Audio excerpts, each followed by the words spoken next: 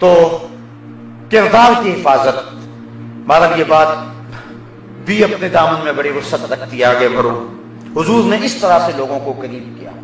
وہ عرب کے لوگ حضور کے کردار سے متاثر تھے، اور جب سنا کہ انہوں نے اعلان نبوت کیا ہے تو تحمل نہیں ہوا۔ حضرت صدیق اکبر کو جب کہا تو انہوں نے کہا آپ تو آج کہہ رہے ہیں، میں تو پہلے ہی مان چکا تھا۔ یہ کردار کی چمک ہے۔ گھر والوں کو بتایا، حضرت خدیجہ الکبریٰ کو کہا یا خدیجہ زملونی، مجھے چادر دو، مجھے سردی لگ رہی ہے، مجھے تو اپنی جان کا اندیشہ ہے۔ تو حضرت خدیجہ الکبریٰ کہتی ہیں کہ حضور آپ کو کوئی پریشانی نہیں آ سکتی، کیونکہ آپ کے اندر یہ خوبیاں ہیں اور آپ نے گنوایا ان خوبیوں کو۔ تو سب سے پہلے گھر والی مان رہی ہے، یہ کردار کی دلیل ہے، ورنہ گھر والیاں تو نہیں نہ مانتی ہوتی، لیکن یہ کردار کی چمک ہے کہ سب سے پہلے گھر والی مان رہی ہے، اور پھر سب سے پہلے دوست مان رہا ہے جو قریبی ہے۔ وہ کہتے ہیں لنگوٹیے سے ڈرنا چاہیے جو قریبی ہو، لیکن دیکھیے حضور کے کردار کی چمک۔ سب سے پہلے ایمان لانے والے بیوی ہے، سب سے پہلے ایمان لانے والا دوست ہے، سب سے پہلے ایمان لانے والا رشتہ دار ہے، حضرت علی المرتضیٰ رضی اللہ تعالیٰ عنہ۔ یہ ہے کردار کی چمک۔ اور ایک اور بات عرض کرتا چلا جاؤں، حضور نے فرمایا علی میرے بستر پہ لیٹ جاؤ، صبح امانتیں دے کے واپس آنا۔ ہجرت کی رات کو حضور نے کہا، کہانی لمبی، حضرت علی لیٹ گئے، بعد میں اٹھے امانتیں دے کے واپس چلے گئے۔ کسی نے حضرت علی سے کہا کہ تجھے ڈر نہ لگا، وہ حضور کے گمان میں تجھے بھی تو قتل کر سکتے تھے۔ کہا حضور نے کہا تھا علی میرے بستر پہ لیٹ جاؤ، صبح اٹھنا، امانتیں دینا، پھر مدینے آنا۔ مجھے پتا تھا امانتیں بھی دوں گا، اٹھوں گا بھی، اور مدینے بھی پہنچوں گا، کیونکہ حضور نے کہا، اس لیے مجھے کوئی پریشانی نہیں ہے۔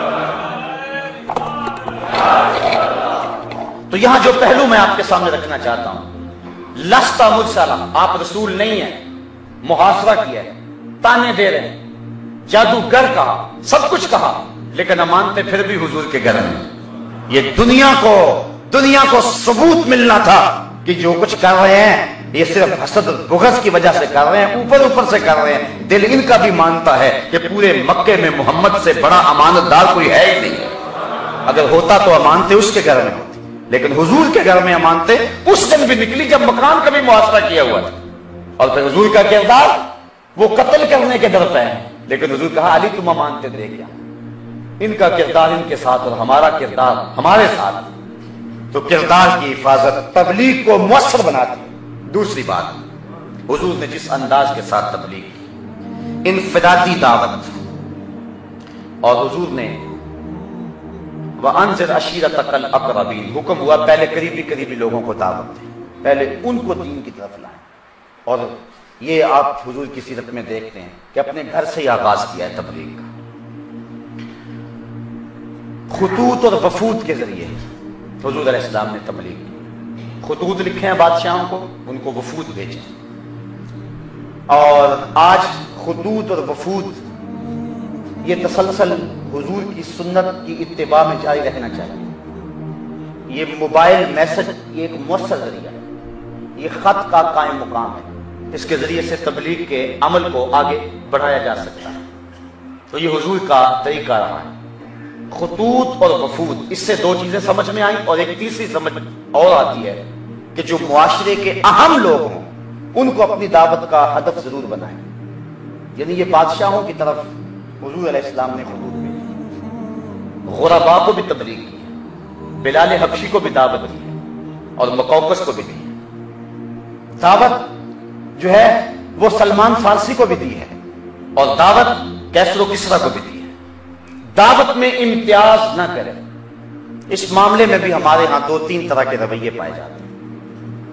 کچھ لوگ غرباء کی طرف التفات نہیں کرتے، اور ان کا ہدف صرف صاحب ثروت لوگ ہی ہوتے ہیں، اور کچھ لوگ ہیں کہ وہ صاحب ثروت لوگوں سے دور رہنا ہی اس کو طریقت اور دین سمجھتے ہیں، اور وہ صرف غرباء کو ہی اپنی دعوت کا ہدف بناتے ہیں، جبکہ تمہاری دعوت کا ہدف غرباء امراء دونوں ہونے چاہیے۔ آگے قسمت ہے کون قبول کرتا ہے۔ غرباء میں بھی کچھ لوگ ایسے ہوتے ہیں جو متکبر ہوتے ہیں، اور امراء میں بھی ایسے لوگ ہیں کہ جو تمہارے کام کو آگے لے کے بڑھ سکتے ہیں اور تمہاری دعوت کو قبول کر کے اس کام کی معاونت کر سکتے ہیں، اور وہ لوگ زیادہ مؤثر ہوتے ہیں، ایک شخص کے پیچھے ایک انجمن آباد ہوتی ہے۔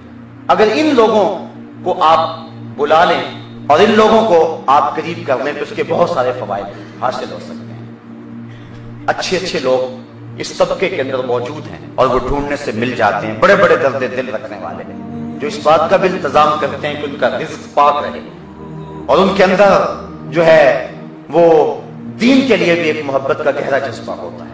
تو وفود حضور نے جو بادشاہوں کی طرف بھیجے، اس سے یہ پہلو بھی ہمارے سامنے آ رہا ہے۔ تو اپنی تبلیغ کا ہدف امیر غریب اپنے بیگانے سب کو بنائیں۔ باقی انما الاعمال بالنیات، اعمال کا دار و مدار اس نے نیت پہ ہے۔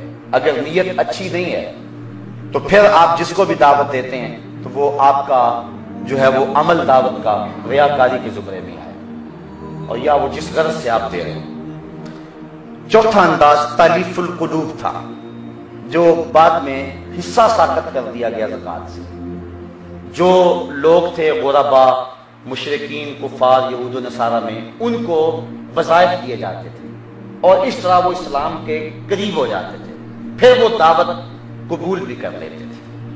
بعد میں جب اسلام کا غلبہ ہوا تو یہ حصہ باقاعدہ زکوٰۃ میں عشر میں موجود تھا، موقوف کر دیا گیا۔ لیکن اگر آپ اس کے باوجود زکوٰۃ اور عشر یا جو وجوب کے صدقے ہیں ان کے علاوہ آپ اگر کسی کو قریب کرنے کے لیے اس کی مالی اعانت کرتے ہیں تو یہ ایک مؤثر کام ہے، اور آج کل فلاحی تنظیموں کے حوالے سے کام کرنے کا ایک مزاج ہے اور یقیناً اس سے لوگ قریب ہوتے ہیں۔ اگر آپ تڑپتے ہوئے مریض کو اٹھا کے ہاسپٹل میں لے جاتے ہیں اور اس کی جان بچ جاتی ہے تو پھر دوبارہ جب اس کو دین کی دعوت دیں گے تو وہ آپ کی بات کو سنیں گے اور وہ آپ کی بات کو قبول بھی کرے گا۔ یہ ایک مؤثر ذریعہ ہے۔ کوئی بیمار ہو جائے تو اس کا حال پوچھنے جائے اور کوئی دکھی ہو تو اس کی مدد کرے، بلکہ حضور نے فرمایا جو شخص پیٹ بھر کے سو گیا اور اس کا ہمسایہ بھوکا ہے اور اس کو پتہ بھی ہے کہ بھوکا ہے، فرمایا وہ میرے اوپر ایمان ہی نہیں لایا ہے، چاہے وہ ہمسایہ کافر کیوں نہ ہو، فرمایا میرے اوپر وہ ایمان ہی نہیں لایا ہے۔ اگر ہمسایہ بھوکا رہ جائے تو 40 دن نماز قبول نہیں ہوتی، یہ ہمارا دین ہے۔ تو یہ تالیف القلوب کا جو انداز تھا حضور کا تبلیغ کا، اس انداز کو ہم نے اختیار کرنا ہے، اور موجودہ دور میں اس کے لیے راہیں موجود ہیں۔ میں صرف اشارے دے کے آگے بڑھ رہا ہوں۔ مختلف قبائل میں شادیاں کر کے حضور نے تبلیغ کے کام کو آگے بڑھایا تاکہ ان لوگوں سے تعلقات قائم اور سسرالی رشتہ بن جائے اور وہ میری بات کو مؤثر انداز سے سنے اور پھر اس کے نتائج سامنے آئے۔ یہ ایک مؤثر ذریعہ ہے دین کی تبلیغ کا۔ فرمایا زیادہ دوست بناؤ، کثرت کے ساتھ دوست بناؤ، معاشرے کے اندر اپنے تعارف کو زیادہ بڑھاؤ۔ مقصد کیا ہے؟ اللہ کے نظام اور تبلیغ دین۔ اگر آپ اس انداز کے ساتھ، اگر کوئی کاروباری ہے تو وہ کاروباری لوگوں سے اپنے تعلق اور محبت کے رشتے کو مستحکم کرے اور پھر تبلیغ کرے تو اثرات زیادہ ہوں۔ یہ ہمارے سامنے ایک مثال موجود ہے۔ چھٹا انداز جو حضور کا تبلیغ کا تھا طریقہ، وہ مسجد نبوی کی تعمیر کر کے اس کو ایک تبلیغی مرکز بنایا اور پھر اس کے ذریعے سے حضور علیہ السلام نے تبلیغ کی۔ یہ مسجدیں بیت اللہ کی بیٹیاں ہیں اور حضور فرمایا جس نے ایک مسجد بنائی اللہ اس کا گھر جنت میں بنا دے گا، اور یہ نہیں کہ بہت بڑی ہو، تتر کے گھونسلے کے برابر بھی مسجد بنا دی تو اللہ اس کا بھی محل جنت میں تیار کر دے گا۔ اللہ اکبر۔ تو مساجد بنائیں، خوبصورت مساجد بنائیں، اور مساجد کے جو مقاصد ہیں ان کو ملحوظ رکھیں اور ان کے اندر انتظام و انصرام خوبصورت کریں، لوگوں کی توجہ ہو اور رجحان ہو ان مساجد کی طرف۔ صفہ کا چبوترا اولین اسلام کی درسگاہ ہے، اس کا تسلسل مدارس دینیہ اور یونیورسٹیاں اور جو ہے وہ ریسرچ سینٹر، تحقیقی سینٹر بنا کر کے آپ اس تسلسل کو آگے بڑھا سکتے ہیں۔ یہ ایک مؤثر ذریعہ ہے، اور آج کل بالخصوص امت جن حالات سے گزر رہی ہے، بالخصوص جو اصحاب ثروت ہیں، ان کو اس طرف بہت زیادہ توجہ دینے کی ضرورت ہے کہ وہ مدارس دینیہ کی سرپرستی کریں۔ یہ اسلام کے قلعے ہیں اور ان کے ذریعے سے آپ اسلام کی بات کو آگے پہنچا سکتے ہیں۔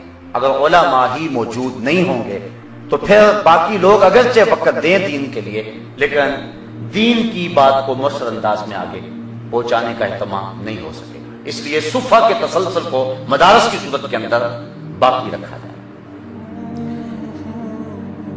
اسی طرح تاجروں کے روپ میں مختلف لوگ پوری دنیا پہ گئے اور وہاں جا کے انہوں نے تبلیغ بھی کی، اپنے ساتھ علماء کو بھی لے گئے اور اپنے ساتھ وہ صوفیاء کو بھی لے گئے اور اپنا کردار بھی انہوں نے وہاں چھوڑا اور لوگ اسلام لے آئے۔ یہ بر صغیر پاک و ہند میں کوئی نبی نہیں آیا، یہاں کوئی صحابہ بھی نہیں ہوئے۔ کالی کٹ کے ایک راجے کے بارے میں روایت ملتی ہے، بعض نے اس کا بھی انکار کیا۔ رتن ہندی کے بارے میں روایت موجود ہے، بعض نے اس کا بھی انکار کیا۔ چلو مان لیا رتن ہوگا یا کالی کٹ کا وہ راجہ جو اس کو مان لیتے ہیں، لیکن ان کی تبلیغ کا سلسلہ اگر دیکھیں، اگر ہے بھی تو جو ہے وہ نہ ہونے کے برابر۔ اس لیے اگر وہ روایت جو لوگ اس کا انکار کرتے ہیں تو وہ انہی بنیادوں پہ کرتے ہیں، لیکن جو عرب تاجر آئے تھے انہوں نے یہاں اپنے ساتھ علماء اور اپنے ساتھ صوفیاء رکھے تھے، اور جنہوں نے یہاں آ کر بعض نے یہاں ڈیرے ہی جما لیے اور پیغام حق پہنچایا۔ حضرت بابا فرید الدین گنج شکر، حضرت داتا گنج بخش علی حجویری اور حضرت خواجہ معین الدین چشتی حسن سنجری علیہ رحمہ، یہ وہ بزرگ ہیں جن کی نگاہ کیمیا اثر سے 90 لاکھ کافروں نے کلمہ توحید پڑھا۔ اس لیے آپ لوگ اگر دین کا کام آگے لے جانا چاہتے ہیں تو آپ اگر جائیں بیرون ملک تو اپنا لٹریچر لے کر کے جا سکتے ہیں۔ اگر میسر ہوں علماء جو ان لوگوں کے ساتھ دین کی اچھے انداز سے بات کر سکتے ہیں تو ان کو ساتھ لے جا کے وہاں تبلیغ کا کام کر سکتے ہیں، لیکن یہ کام ان خطوط کے اوپر جاری رہے۔